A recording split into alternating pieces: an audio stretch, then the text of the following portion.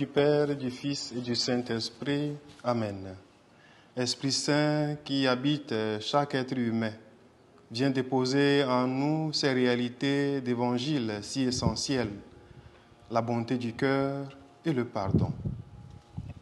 Évangile de Jésus-Christ selon saint Jean.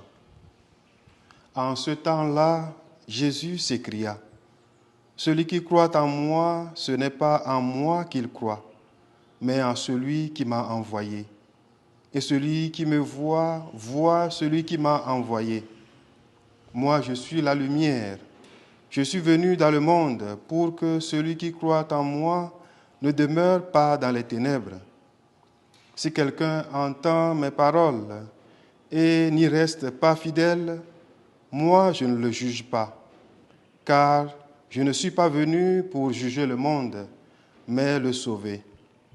Celui qui me rejette et n'accueille pas mes paroles aura pour le juger la parole que j'ai prononcée. C'est elle qui le jugera au dernier jour, car ce n'est pas de ma propre initiative que j'ai parlé. Le Père lui-même qui m'a envoyé m'a donné son commandement sur ce que je dois dire et déclarer. Et je sais que son commandement est vie éternelle. Donc, ce que je le déclare comme le Père me l'a dit. Acclamons la parole de Dieu. Frères et sœurs, loué soit Jésus-Christ.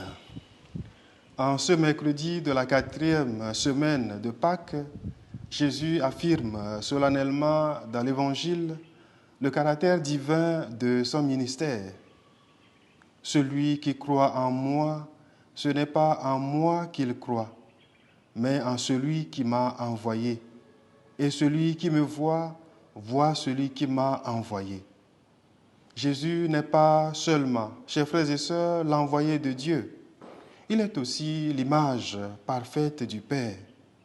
Celui qui est venu faire connaître Dieu le Père et révéler sa volonté à tous les peuples.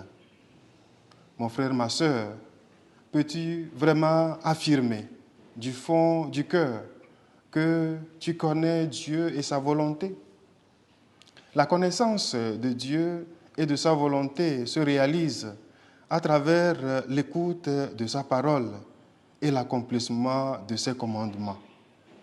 C'est un cheminement d'intimité à faire avec le Christ, puisque lui-même, il déclare, « Le Père lui-même qui m'a envoyé m'a donné son commandement sur ce que je dois dire et déclarer. Et je sais que son commandement est vie éternelle. » Qui veut posséder cette vie, chers frères et sœurs, doit s'attacher à la lumière du monde, le Christ, qui nous appelle chaque jour à l'exemplarité de vie. Loué soit Jésus-Christ, à jamais.